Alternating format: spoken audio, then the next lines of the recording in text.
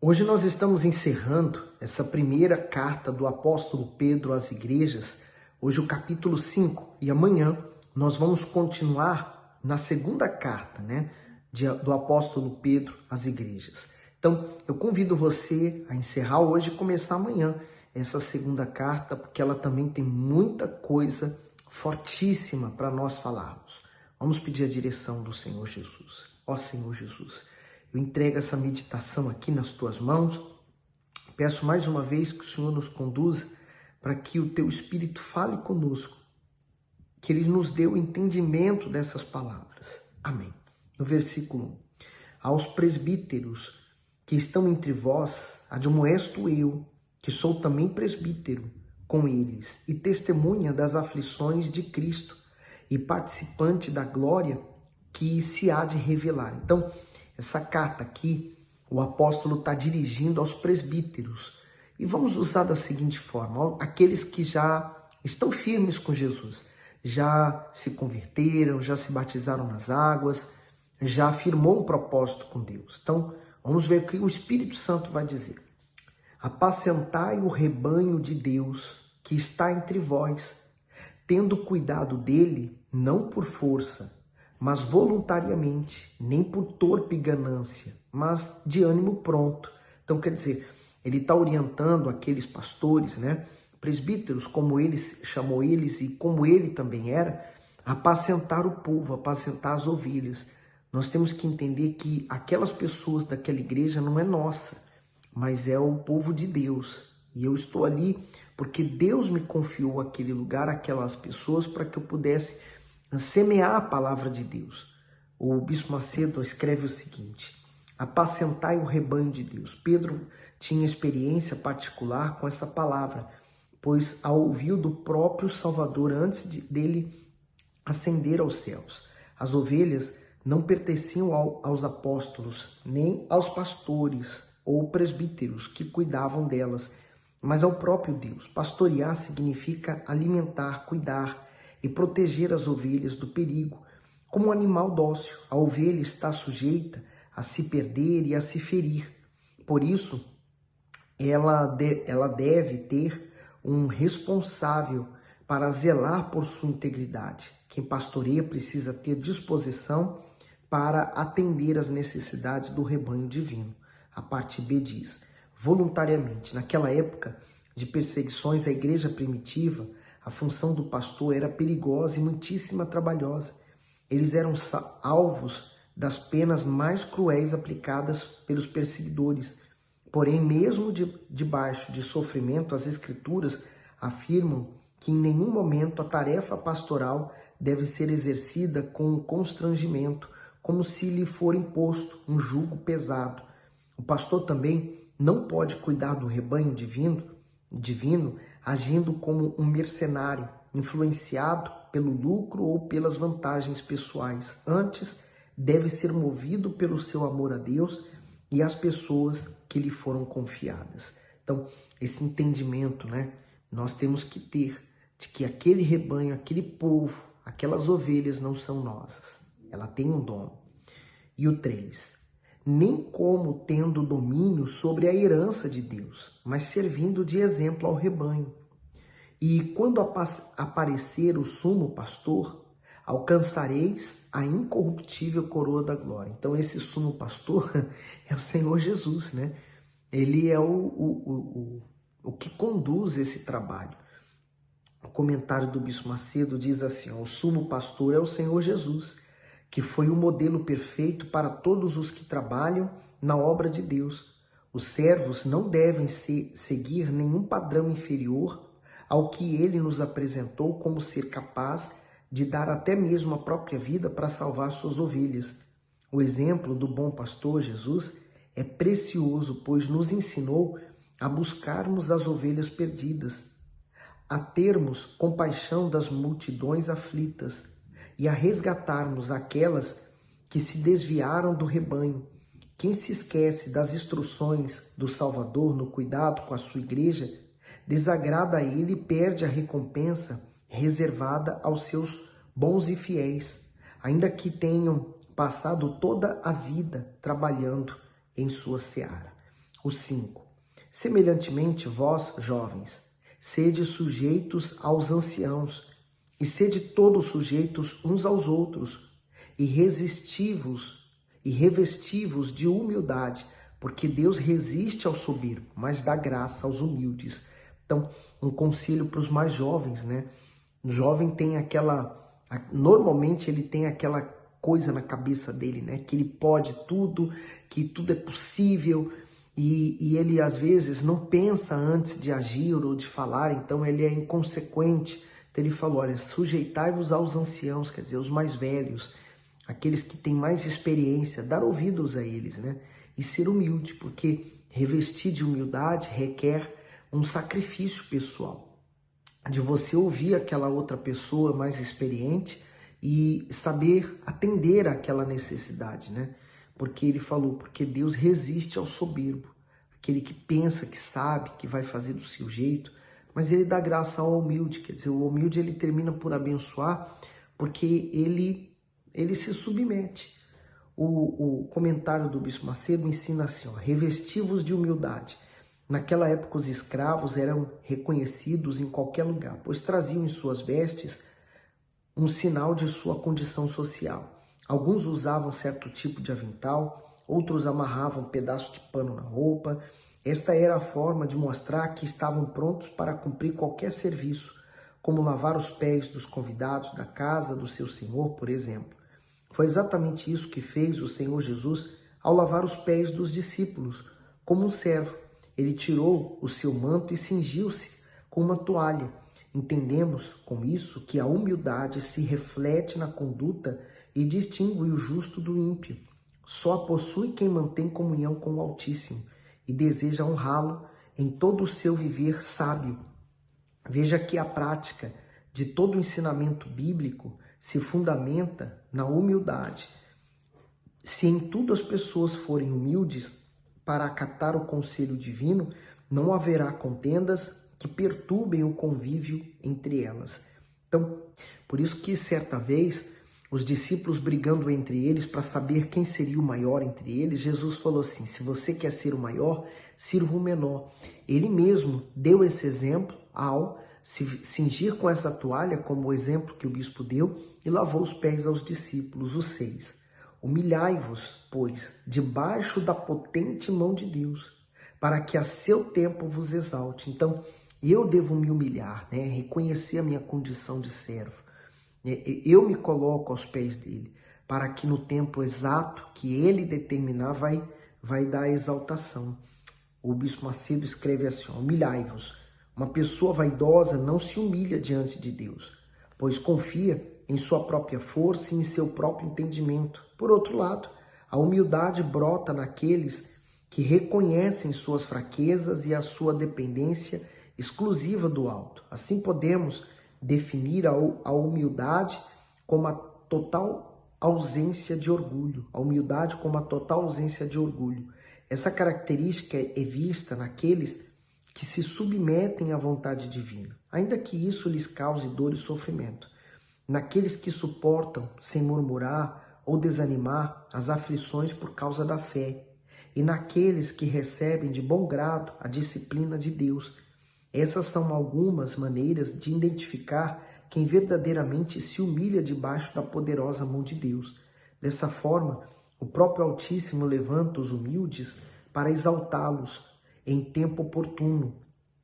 Quanto aos soberbos, ele os mantém longe de si, pelo fato de a humildade honrar sobremodo o Senhor. Ele se encarrega de tirar o humilde e abatido do seu estado de tristeza e de vergonha. Continuando no 7, lançando sobre ele toda a vossa ansiedade, porque ele tem cuidado de vós. Então, nós vivemos, por exemplo, num presente momento em que a sociedade ela é muito materialista e também imediatista. Então, o ser humano quer tudo rápido e ele quer ter tudo também ao mesmo tempo. E isso, quando ele não tem tudo, quando ele não consegue fazer o que ele quer, o que ele planeou, gera dentro dele uma ansiedade. Hoje, por exemplo, nós encontramos crianças literalmente, que elas sofrem de ansiedade.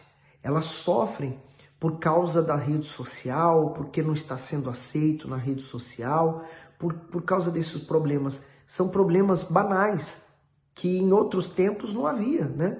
Quando se brincava de carrinho no chão, as meninas brincavam de boneca, de casinha, enfim, não se havia essa ansiedade, coisas que hoje nós vemos nos jovens, nos mais novos e até nas crianças. Então, hoje a gente vê a importância da palavra de Deus, ela ser posta em prática. Por isso, quando nós aprendemos a lançar sobre o Senhor Jesus as nossas ansiedades, nós nos fazemos livre daquela aflição, daquela angústia, porque quanto mais a gente se preocupa com uma situação, mais a gente alonga o tempo dela se resolver.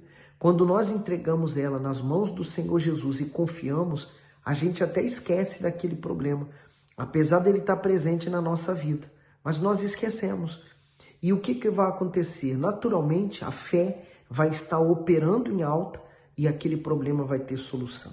O comentário do Bispo Macedo ensina o seguinte: ele tem cuidado de vós. Deus se interessa por tudo o que diz respeito à vida dos seus filhos, seja na esfera espiritual, seja na terrena, diferente dos deuses pagãos que eram frios e distantes dos seus devotos. O Senhor Jesus se apresentou de uma forma gentil, atenciosa e fiel aos seus. Ele disse que o Altíssimo alimenta o pardal, a mais comum de todas as aves, que veste de forma gloriosa um simples lírio do campo e que mantém em sua memória o número de cabelos que contém na cabeça de cada pessoa. Ao afirmar tantas vezes o seu imenso cuidado conosco, o Salvador espera receber da nossa parte a confiança total nele, e não ansiedade ou preocupação. Quem de fato crê, lança fora toda a inquietação da alma e assim deixa de viver aflito com os problemas do dia a dia ou aterrorizado com medo do futuro. 8.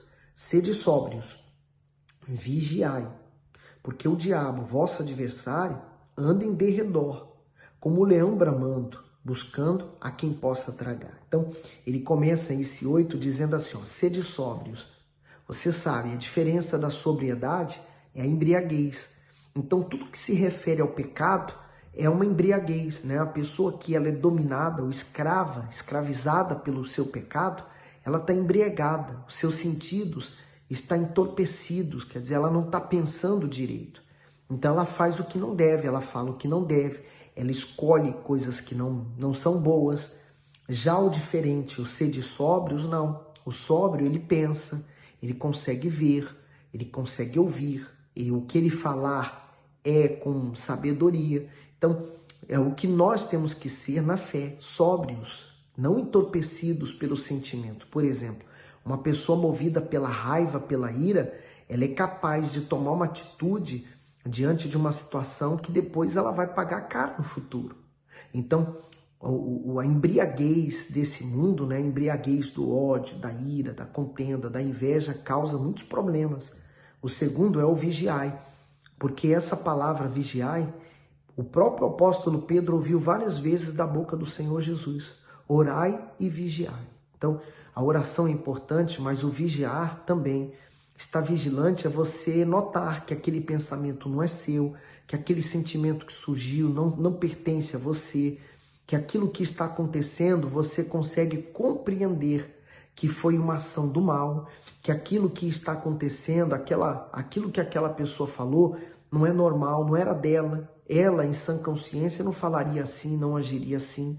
Então, está na hora de você abrir um jejum, de você orar por aquela pessoa, de você entregar essa ansiedade, que esse pensamento você tem que rejeitá-lo. Então, é o orar e vigiar, porque o diabo, olha quem está aqui, ó, vosso adversário, quer dizer, nós não somos amigos dele, não há amizade entre nós e o diabo.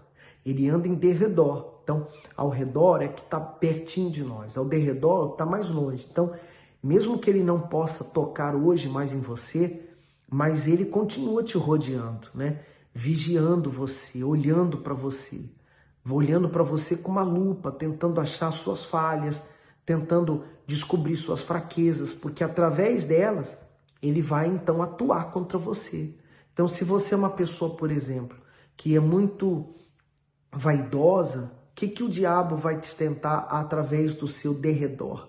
Ele vai colocar coisas que vão levar você a querer se tornar mais e mais vaidosa para que ele possa conseguir atingir você e entrar de volta na sua vida. Como leão bramando, buscando a quem possa tragar. Quer dizer, olha o desejo do diabo, tragar aquela pessoa, né? Porque ele vai lançando sugestões e a pessoa vai caindo nas armadilhas. Até chegar um ponto que ele vai conseguir levar a alma daquela pessoa para o inferno. Quer dizer, o objetivo final dele. No 9, ao qual resistir firmes na fé. Aqui está o segredo. Resistir a ele, o diabo, firmes na fé. Então, você entende o motivo de você ter que ter a sua fé sempre fortalecida, sabendo que as mesmas aflições se cumprem entre os vossos irmãos no mundo. Então, quer dizer, você hoje está sendo afligido, perseguido, você está sendo caluniado, injustiçado. Não é só você, há outras pessoas no mundo inteiro que estão sofrendo como você. No 10, e o Deus de toda graça, que em Cristo Jesus nos chamou à sua eterna glória, depois de havermos padecido um pouco, ele mesmo vos aperfeiçoe, confirme, fortifique e estabeleça. Então ele fala ainda padecido um pouco, quer dizer, qualquer coisa que a gente enfrente nesse mundo de ruim ainda é pouco, diante daquelas pessoas que vão direto para o inferno e vão sofrer, padecer para toda a eternidade. Quer dizer, nós temos que estar mantidos nessa fé, né? Aperfeiçoados, né? Fortalecidos, sejamos confirmados nessa palavra e estabelecidos, porque não adianta hoje você ter a fé que venha salvar você e amanhã você perder essa fé e voltar à prática do erro, né? No 11, a ele seja a glória e o poderio para todos sempre. Amém. Por Silvano, vosso fiel irmão, como cuidado, escrevi brevemente, exortando e testificando que esta é a verdadeira graça de Deus na qual estáis firmes. A vossa coeleita em Babilônia vos saúda e meu filho Marcos. Saudai-vos uns aos outros com ósculo de amor. Paz seja com todos vós que estáis em Cristo Jesus. Amém. Então aqui nós terminamos a primeira carta do apóstolo Pedro às igrejas. Hoje nós temos essa consciência, né, do que nós precisamos fazer para manter a nossa fé. Por isso que é uma caminhada, nós temos que nos aperfeiçoar todos os dias. Por isso que não adianta a pessoa falar assim, eu já conheço a Deus. Não, a gente busca todos os dias a conhecê-lo e nos envolver cada vez mais. Agora que o Espírito Santo, ele possa continuar falando ainda mais do que nós falamos, né? Eu sei que eu fui insuficiente em passar tudo que eu gostaria de passar, mas eu conto com o Espírito Santo porque é ele que faz todo o restante acontecer, tá bom? Olha, que Deus ilumine você. Amanhã vamos começar a segunda parte, segunda carta, e eu espero por você. Agora, manda esse vídeo para mais pessoas, vamos falar de Jesus para as pessoas. Deus abençoe.